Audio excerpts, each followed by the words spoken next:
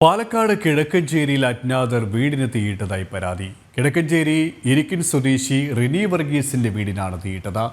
മണ്ണാർക്കാട് മൈലാറുംപാടത്തും വീടിന് തീപിടിച്ചു. കുമ്പളം പുഴയിൽ വീട്ടിൽ ഐസക്കിന്റെ വീടിനാണ് തീപിടിച്ചത്.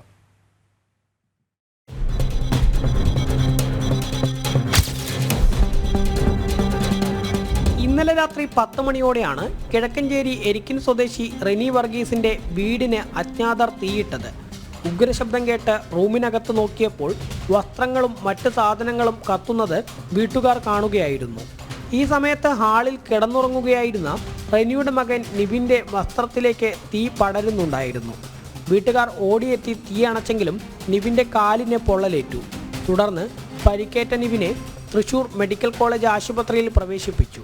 ഞായറാഴ്ച പകൽ കുടുംബം പള്ളിയിൽ പോയി തിരിച്ചു വരുന്നതിനിടെ വീട്ടിൽ മോഷണ ശ്രമവും നടന്നിരുന്നു. അലമാരയിലെ വസ്ത്രങ്ങളും മറ്റും വാരി വലിച്ചിട്ട നിലയിലായിരുന്നു.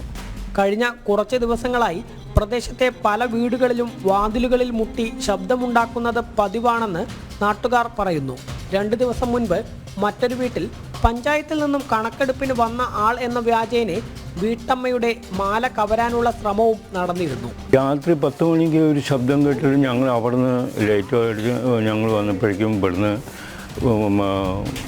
നിലവിളിക്കുട്ടി എല്ലാവരും കൂടി നോക്കുമ്പോൾ തീ പടർന്ന് അതിൻ്റെ ഉള്ളിൽ ഭയങ്കര ബഹളങ്ങളാണ് വരുന്നത്. ഞങ്ങൾ കുറേ പേര് അതിൻ്റെ ഉള്ളിൽ കയറി അതെല്ലാം തീ അണയ്ക്കാനായിട്ട് വെള്ളം കോരിയൊക്കെ കിടത്തി. അതിനുശേഷം ഞങ്ങൾ എല്ലാവരും ഇവിടെ നോക്കിയിട്ട് ആരും ഒന്നും കണ്ടില്ല. മുൻപ് അതിൻ്റെ കഴിഞ്ഞ ആഴ്ച ഞായറാഴ്ച ഇതിൻ്റെ മുകളിൽ തീയിട്ടുണ്ട്. റോയുടെ അവിടെ ഷീറ്റ് പെരയിൽ വന്ന് അടിച്ച് അത് അങ്ങനെയും പോയിട്ടുണ്ടായിരുന്നു.